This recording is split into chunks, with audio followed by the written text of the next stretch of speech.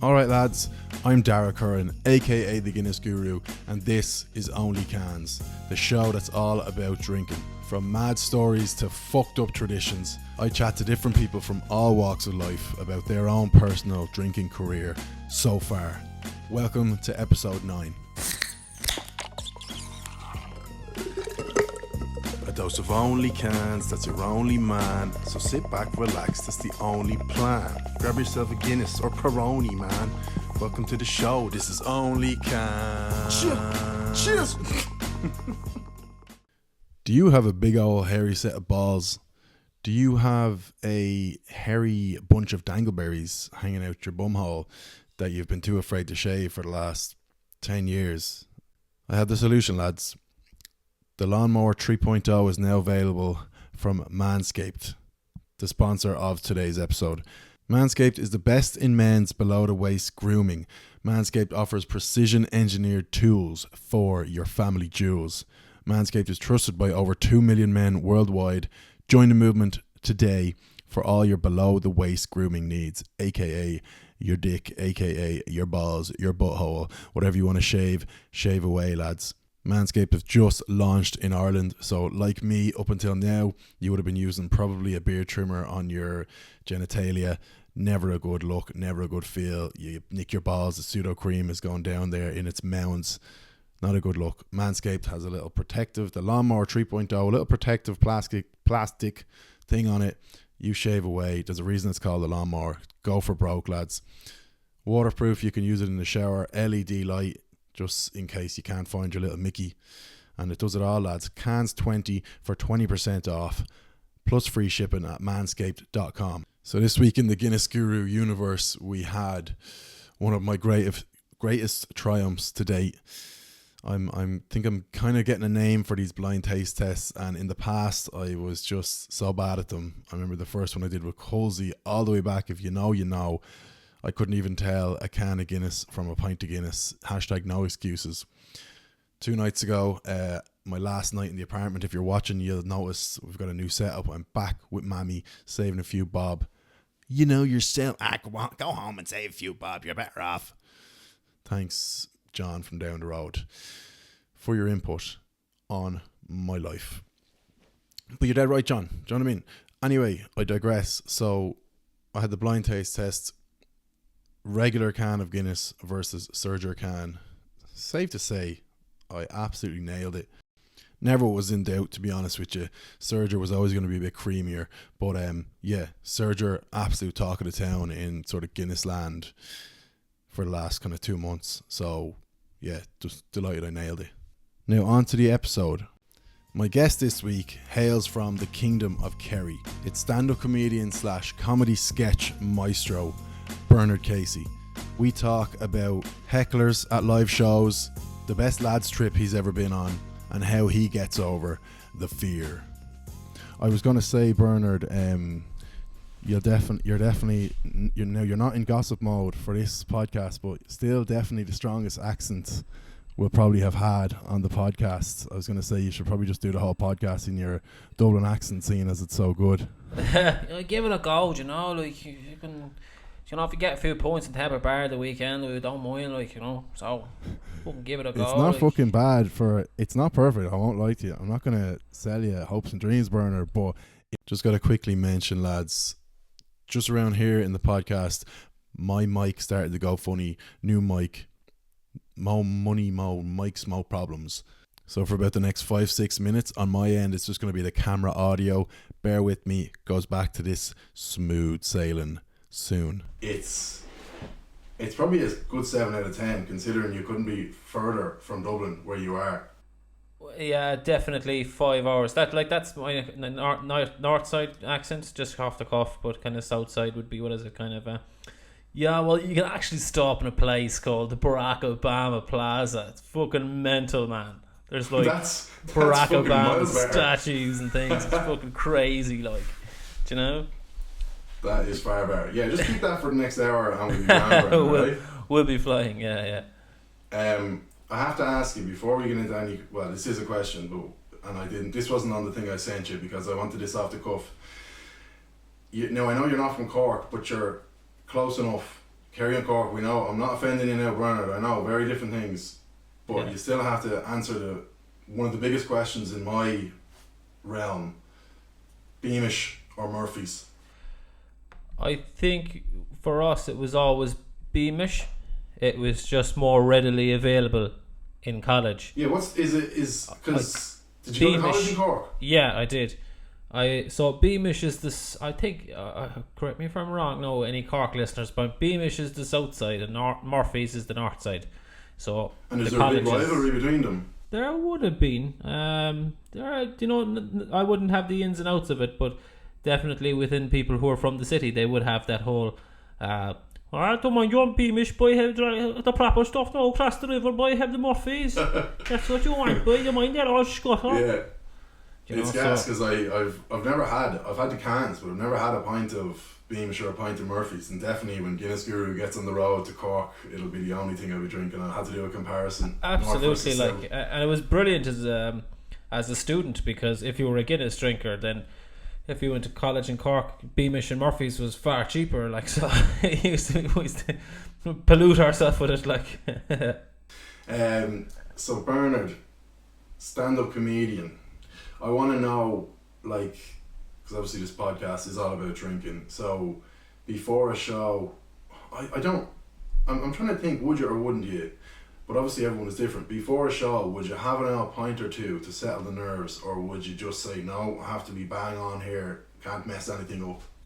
Yeah, generally I wouldn't, because if I'm doing my own solo show, so if it's just myself, I wouldn't go near the stuff, because like I know that if I had like 2 to 3 drinks, I'd start speaking faster. I wouldn't be as clear. My tongue and mouth would be kind of getting, stuff like you'd be oohing and ahhing and ooming and the dogs would struggle to understand you anyway. Pretty much, there you go. Like, so I would definitely have my kind of strict routine of my water and walking around and getting the feel for the room and things. So. And I think it's much better that way, especially for solo shows, because you kind of earn your points then at the end, and you really you that first point after a good show. Oh, like, my God! If like usually I drive to shows, so I generally can't have it because I'd have to drive way back. But if I was staying the night in a place now, it just creamy pints. But going back to the live shows, like you've obviously built it up and you played Vicar Street. Was it 2019? No, it was 2020 actually. Yeah, 2020. Yeah, just before lockdown. Yeah. I got in there 2 weeks before all shows were pulled. So and very fortunate, thank God. In terms of like not heckling, but I was asking you about would you drink before a show? But would you find at shows tough to deal with lads who are drunk? I know I was at Rory Stories in Vicar Street in 2019. And was your show on a Saturday or was it on a midweek? Rory's was on a Saturday night. No, it was Saturday. Yeah, and Saturday night. Yeah, and he controlled the crowd well, but there was, I think it was after the All Ireland final, and it was very go on, Rory, you big bollocks. Did you get much of that, or were you lucky? No, not really, because I suppose, like I would delve into. I've been in stand up for years, so you kind of have ways and means of controlling that and ensuring that doesn't come in. And when it does come in, like, you're able for it, you wouldn't get a whole pile of, like, when I'm in character as the gossip or the nephew, it's almost welcome that people are in it. Probably in easier and to shouting. Respond. It's way easier to respond, because people way prefer that when you're in character and you're coming up with things off the top of your head. They way prefer that than I did as myself. But you'd be able for it, all right, But it definitely takes training. You're not gonna do it in your first. Your first few weeks of doing stand-up or live shows, it definitely takes hardening. Yeah, like, would you have any kind of go-to, like, right, if someone says this, I'm going to say this back, or it's just off the cuff? It's generally off the cuff, like, you just have a quick remark, if there's too many of them that are too common, like, you just be kind of done for plagiarism, really. Like, if you're like, oh, thanks, Mom. Oh, Mom, I thought I told you to stay at home. That's just too easy, Like, things like that. That's people. I know people might get a laugh out of it, but from a comedy perspective, you're like, oh, fucking, that's a rude Van Nistelrooy, man. That's a tap in, like, That's... And tell me this, Bernard, did you obviously, like, I presume you didn't drive. You said you usually drive to the shows and you can't have a drink, whatever. But after the Vicar Street show, talk me through the first hour after that show. Was it just sit down, creamy pint, or see friends, or you hardly got back in the car and drove back to Kerry? It was almost no, not a hope in hell. We had the upstairs bar, kind of lounge area for ourselves and family and friends and things like that. And once I got off stage, there was this lovely 6-pack of some form of beer in the dressing room. I tore into one of them. I think it was Corona, actually. It was just before Corona. Fucking upper echelon stuff. It was something like that. I think it's either that or Heineken. I'm not sure. I think Vicar Street is sponsored by someone. It could have been Heineken, to be honest. Yeah. But had a nice bottle of that. And I wouldn't be much of a beer drinker. No, I don't like beer. If I had a choice, it's stout, it's cider, and it's ale. They're the 3 real ones now for me. And then and beer would be last resort. You know, last resort. But, so the first beer after your show was actually shite. Yeah, pretty much. Yeah. But I found that after big shows like that, a pint of Guinness is almost too heavy. Do you know, like you're sweating buckets coming out of you, like you're. There's a lot of great things about a pint of Guinness, but the word refreshing doesn't really come to mind. Not exactly when it comes, like when you sweated out half your weight in water and you're craving sugar. So an old cold can of cider would go best, really. Right, yeah. After a show like that. But I remember going into the lounge area then where all friends were, and it was just drank away for a few hours. But of course, Dublin hours, they're strict on time, and sure, the show was over at 10:30, and we were out of there for 10 to 12, so didn't really get to enjoy it that much, to be honest with you. Everyone else was out of Vicar Street, like. Yeah, we were bags packed, and we had to clear out the dressing room and all our props and everything. So had to clear out everything. Thank God the people with me who were doing the video work and the dancing and things like that, they helped out with that. So I was able to go for a few pints and things, but still, once 10 to 12 came, right boys, out. Yeah. And out we went. You know? So they don't give a fuck. They have a new person in there every night. You know? Exactly. You're probably feeling like, oh, I'm fucking deadly. I'm playing Vicar Street, and then you can. I thought we'd have a lot. I thought we'd be. Yeah. I thought we'd be in the upstairs area till fucking 3 or 4 in the morning. You know. No. And on to the next one for them. That was a little bit of an anti-climax, to be honest. But then we went back to the hotel where we were staying, and we're like, it's grand. We're residents in the hotel, so I went back to the hotel and walked in the door, and we said, "Can we get a pint, please?" And he was like, "Okay, but I can only give you one because we're finishing." I was like, "What? This is a fucking disaster." For fuck's sake. Yeah, an absolute disaster. So I just got a round in, so I said, "Just give me 3 pints." So I got 3 pints of Guinness. Sat at the residence bar, myself and my fiancée Laura. We sat down and we met a couple that were at the show. We chatted with them, and then before I knew it, I was in bed, and I was like, "Oh my god, this is way too fast!" Like, you know? Yeah, you'd nearly rather the show be at like 5 o'clock, and then you can just have a few nice pints. You see, I did the INEC before Christmas, and we stayed in the INEC, which is also a hotel. The Gleneagle Hotel is in there. Yeah, and so it's like a little town itself. Like it's a massive complex. And after the show, like it was the lounge area, we'll say the after party was literally like my local nightclub, because everyone from home was up, and everyone had had the bar open there for a while, and we'd just drinks flying galore, and it was absolutely sensational. Like the buzz, like when I think of the INEC, I think, of course, the show was brilliant and it was magnificent, but having everyone, the family, friends, all the lads you knew inside that room, and we're drinking away till, geez, it was definitely 4:30, you know, inside a little room by ourselves. There was about 200 in there at the beginning, and there was about 7 at the end. It's gas how it goes. Like, gas how it goes with Vicar Street. I'd say it's. Yeah, like I just can't imagine. But it's Dublin City, like, you know, it's just you expect it, really, you know. It's the cream of the crop, and you could be a big deal in your hometown or in Kerry or Munster or whatever, and then you come up to Dublin and you're competing with fucking the top of the top, like, do you know what I mean? Like, and you're going into Vicar Street, and those bartenders and all, they're not they're seeing fucking. I don't even know what the fuck he's talking about. Yeah, fucking I've got a accent fucking on set him. of teeth in his head. I don't know. Is that Irish or Gaelic or something? I don't know.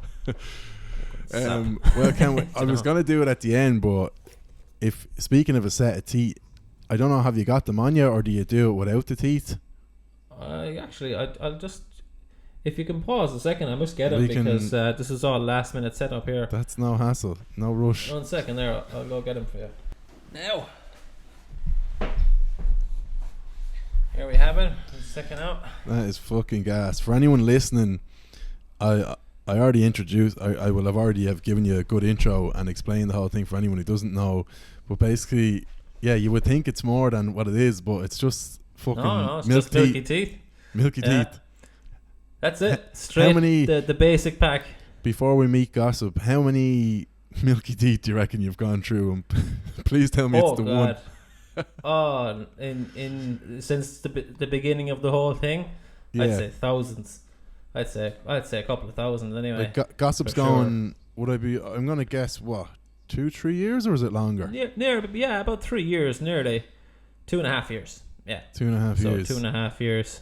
With And if with, I could ask Gossip one thing, I'd love to know what he thinks of sort of the comparison between the rural Kerry pub compared to the fancy Dublin bars.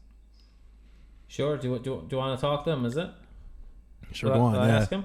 Yeah. 1 you second. can ask him there. Yeah, get him there if he's not too busy. Will you talk to your man there about what?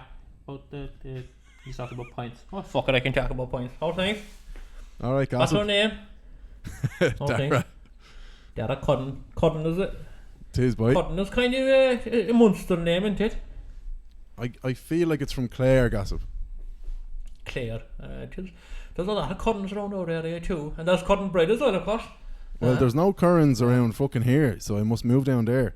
You must come down our area, you know. I know that was Paul Cudden that used to play for Dublin long ago. He was a good player, alright. He was wing back.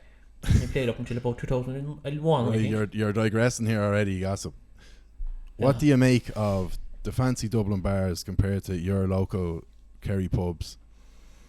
Well, I suppose I wouldn't see much of the fancy bars, you know. Usually when I get to the door of a fancy bar, you know, it's usually you're not wearing the right attire. Please, sir, don't make a scene. Could you please make our way down to the Flowing Tide where you belong? Do you know, things like that. Which I think the country bar has more of I suppose it would have more of a love and a nurture for the pint of Guinness. Fair enough. And what would your typical day be in the country bar? The country bar, no, I suppose it's not the same no anymore. Like no, you might go on a Friday, we'll say. You'd get your messages in the shop, and you'd leave the messages in the shop then, and you'd go back for your few pints, maybe 3 or 4 pints. Could be 8 or 9 too, depending on who's there, like.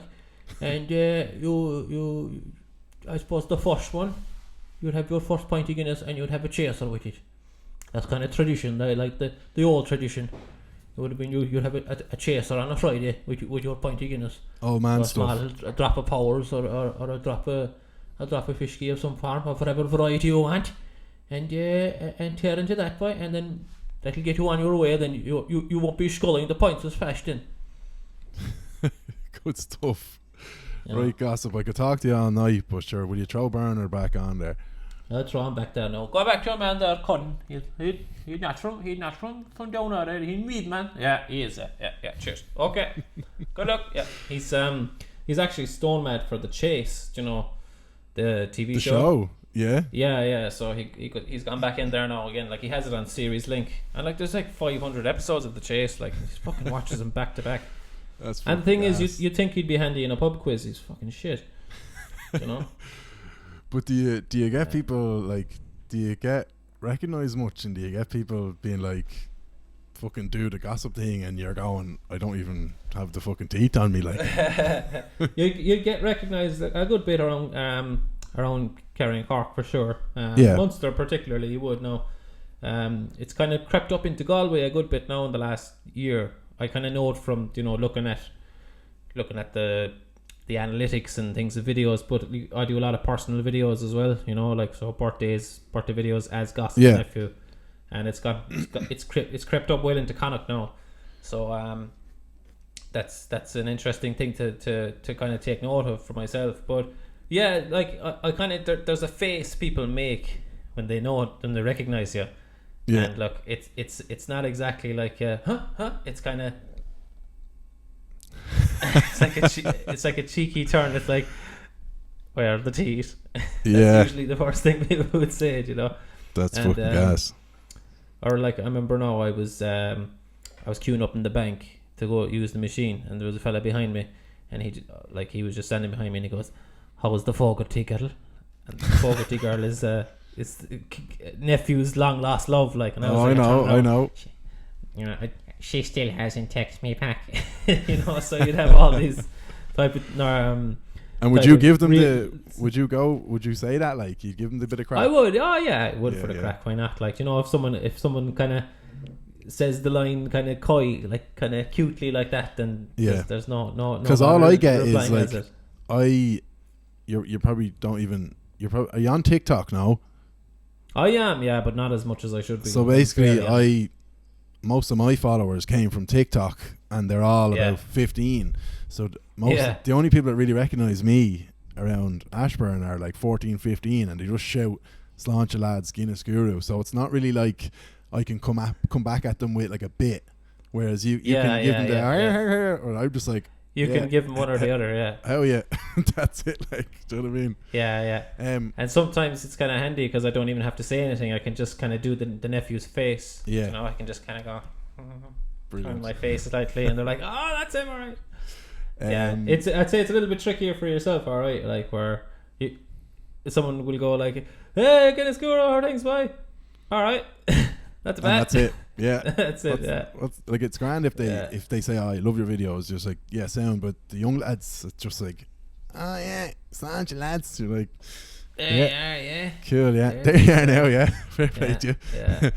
But one fella, go on. What are you gonna say? No, sorry, I was gonna say I was walking down the street. I live in Ballincollig, and I was walking down the street when the restaurants opened after the first lockdown, you know. Yeah. And there was two fellas sitting outside having a coffee, and I was passing by, and your man goes, "Ho, Gossip, how are things, boy?" So I just stopped and I said, "Hey, how are things, boy? Not too bad, you well?" And he just said no, he'd nothing else.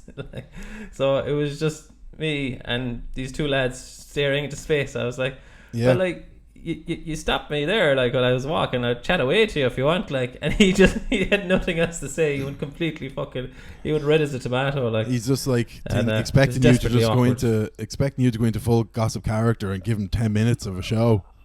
I don't know what I'd say. I thought he expected me just to say hello and walk away, but it was total fucking. It was a very, very cringe-worthy situation. Come here, Bernard. Let's switch it up, right? So, I sent you over the notes before, and we're going to try to keep this podcast to drinking topics. So, I want to know the best lads trip you've ever been on and why. The best one, I've been on a variety of ones down through the years, but the best one of late would definitely be my friend Alan Devan's stag. Back, it was 4 years ago now. It was a 3-day stag. So on the Friday we all went up to Killarney. We booked into the hostel. We had the hostel to ourselves. There was a bar in the hostel. Just good start to the weekend. We had all a good racket. Didn't overdo it in the club or anything. Went away back to hostel at a reasonable enough hour. But the next day, Saturday morning at 9 o'clock, 52 of us met outside the hostel, got onto a coach, and we did the Ring of Kerry. And we stopped off on every small town and village and little small pub in the back arse of nowhere, all the way around the Ring of Kerry. And it was epic. We're still talking. I thought you were going to say you cycled. I was like, we didn't our whole. We drank it. Yeah, fucking so right. We went around the Ring of Kerry. People of all ages from 18 to 65, like, all his uncles were on it, and all the friends and whatever, young lads, old lads from the football team. And that was just brilliant. Like every bar we went into, like we'd rang ahead, like it was planned, you know. So they were 52 expecting lads us. who would want to be fucking planned. Yeah, it was proper. It was military precision in terms of a Yeah. day session. It Whoever- was excellent everywhere. Whoever we was went. running it, hats off to them, because it sounds Oh, yeah, absolutely yeah. unbelievable. Yeah, Alan's a personal trainer, so he's quite diligent in everything he does. Like Yeah. routine and plans and programs. So it was epic. Like, and we got back to Killarney for, I'd say we were back for 8 or 9 o'clock at night. Do you know? Which then you had the rest of your night in Killarney. No, we were all half asleep by the time we reached Oh Killarney. yeah, you must have been bollocks. But that was a little nap that we all had, and then we got to Killarney. We're like, oh wait, we're back. Oh, this is great. So at it again. That is unreal. That is a great yeah. fucking idea. Now, obviously, if we're coming from my end, it'd be a bit of a trek, but perfect for Yeah. down there because you're not going too far. That just sounds. It is, yeah. Jesus Christ. And you know, we were probably one of the few people that had done it at the time. It kind of became popular then and the years after, before COVID, and it started getting very unpopular in bars because people were getting fucking messy, you know. Like, we were grand because we kind of knew every bar we were going into in a way, like, or they knew of us because we're from Kerry and things. But you know, people coming down from the Midlands or wherever to do it, and they were just causing wreck inside in pubs and things. So yeah, I'd say it got a bit of a bad name then. So it was kind of clamped down upon. But thankfully we caught it in its infancy, and it was fucking brilliant. And you see, the thing is, the next day we were all in Killarney, and we all live an hour away, so we had to get another bus. Then we had like 3 minibuses then to carry us home all the way down, and we stopped off along the way again. So fucking right. so That is class, lad. Oh, fucking, that sounds brilliant. You probably would have needed this after that fucking Ring of Kerry. Do you have a hangover cure? Do you know what? I really don't, because I suffer badly from when I die, I die. I'm I right there with you. Die, as I say, like, I'm absolutely red raw useless after drink. Like, so if I have anything on at all, I just can't drink the night before it or do anything. I could have a couple of pints, maybe, whatever, you know. Yeah. But if we're going on a night out and there's something to do the next day, forget about it. I'm buried to the bed. I'm up. I'm zombified.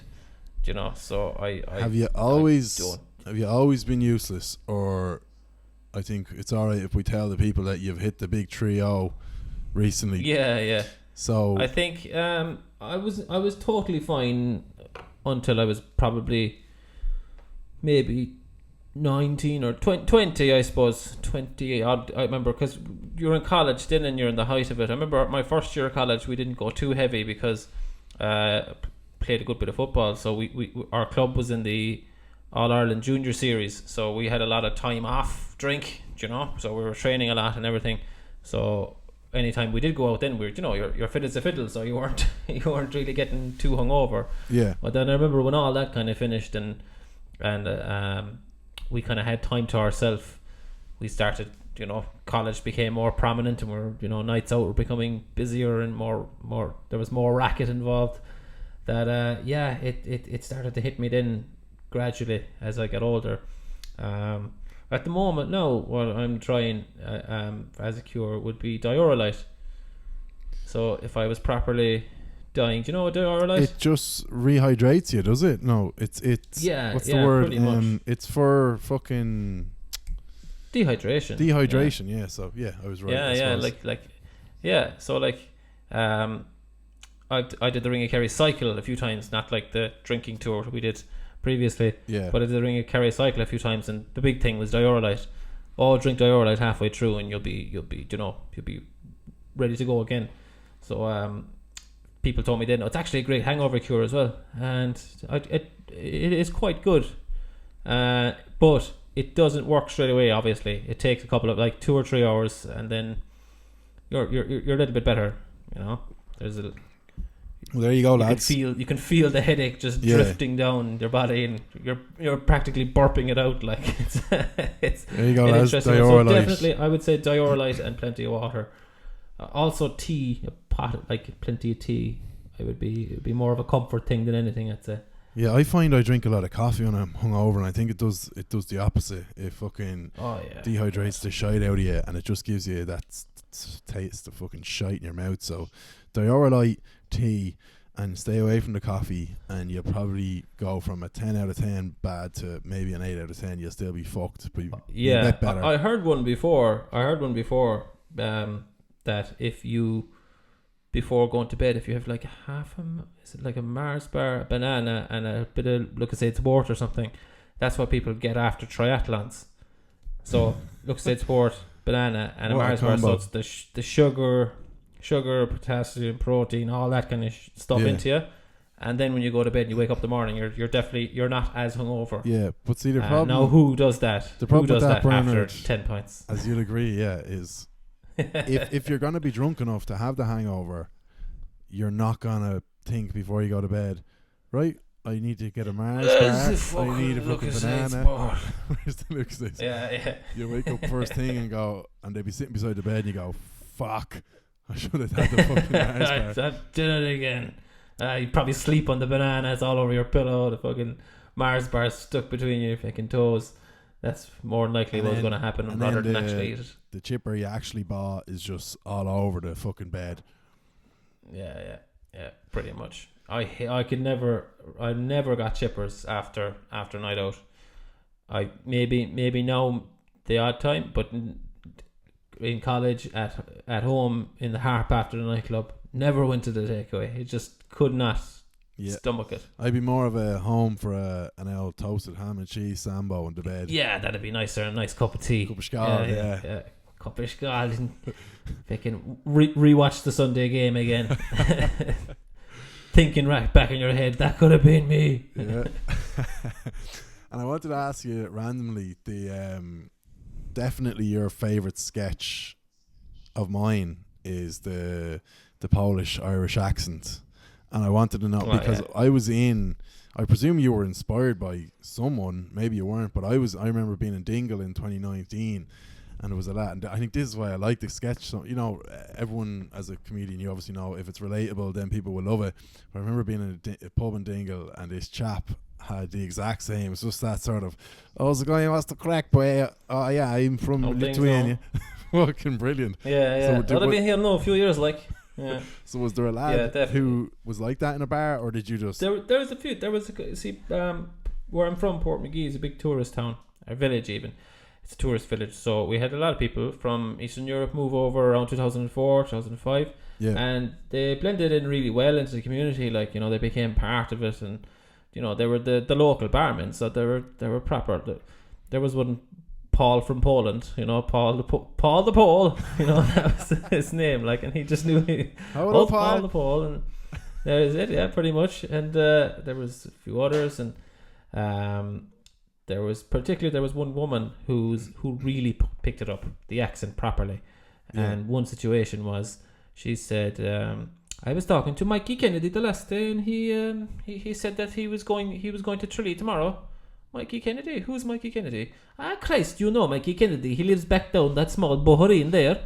Like, so he lives down back that small Bohoreen in the accent and everything. So I was like, there's definitely something here in that. Yeah. So, and from all, they all pick it up, like, they like, that's the crack, like. I'm sure you know yourself. Yeah, because they have all the mannerisms. There was a couple of Lithuanian lads in our school, and they would have moved over around 13, 14, and by the time we were in 6th year, it was like the same crack, but obviously with a Dublin accent. So it was like, alright, buddy, what's the story? You going to the gym there today? Like, what's the crack? It's fucking hilarious. Yeah, it is. It's interesting to see because it's a totally new thing, Yeah. For Ireland, because it's I suppose when the boom happened, it was kind of first experience Ireland had with inward immigration. So the new accents they're fascinating, really. Yeah, no, they're fucking brilliant. I love them. Bernard, to end the Only Cans podcast, quick fire, right? Yep. Favorite pub? Fisherman's Bar, Portmagee.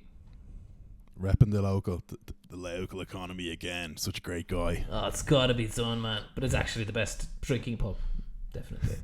Favorite drunk food? We kind of already went over it, but remind the people. I'd say a sandwich and a cup of tea. Solid. No chippers here, lads. Shred season. Favorite comedian? Can't pick yourself. Not that you would. Dylan Moran. Summer pints in the beer garden or winter pints by the fire? I'd say winter pints by the fire. I thought surely if Kerryman didn't pick winter pints by the fire, I'd be worried. Yeah, it has to be. Yeah, there's just far more comfort in that, you know. I think I know the answer already, but Lions or Barry's? Barry's tea. As the nephew said himself, if you like tea, you drink Lions. If you drink Lions, you like tea. But if you drink Barry's, you like tea. Oh, yeah. I like Lions, so I'm obviously a posh fucking me. Oh yeah, but you're from the Pale, like so. Yeah. From the what? Yeah. You're from the Pale. The Pale. The Pale head in you. Right, this is a pretty stupid question to end it. Gun to your head, you have to do one. Which of these do you think you'll have a better chance of doing? Drinking 10 shots in a minute or 10 pints in 10 minutes? Pints. I cannot stomach any spirits. So, yeah. Pints, 10 pints. And how do you reckon you'd get on 10 pints in 10 minutes? 10 pints of Guinness? I'd say 3. Yeah, 3 maybe. Yeah, and then floor, and then home, and then tea and sandwiches. And bed and Rerun of the Sunday game. Wake up the next day with Mars bar and Look State Sport and banana beside the bed. And hit the Diorolite hard. Pretty much, yeah. Well, there you have it, folks. Bernard Casey, this has been Only Cans. Bernard, you're a fucking legend. I think you're absolutely gas, man. Like I said, I've been following you for, it feels like probably 4 or 5 years now. And you know the way you start following someone and then it gradually gets more and more. And I have to say, I absolutely love your stuff and just fucking cheers, man. Keep her lit, lad. Thanks very much, Darren. Much appreciated, and best of luck with everything going forward. It's good to see someone doing a podcast that's quite original. So yeah, fair play. Sound, Bernard. Right, lads. Cheers, man. Good luck. There you are now, lads. Big thanks for listening. Big thanks to Bernard for coming on. Extra episode, extra cans on the Patreon. It's going to be up in a couple of days with myself and Bernard. We delve a bit more into the actual career of comedy and how he'd been grinding at it for at least like 10 years. So very interesting episode. That'll be on the Patreon in a couple of days. Patreon.com/The Guinness Guru. Also, if you want to support the cause, gurumerch.com. Get your hoodies, get your t-shirts. Hoping to have Only Cans merch in a couple of months. Thanks for listening, lads. Keep her lit. See you next week.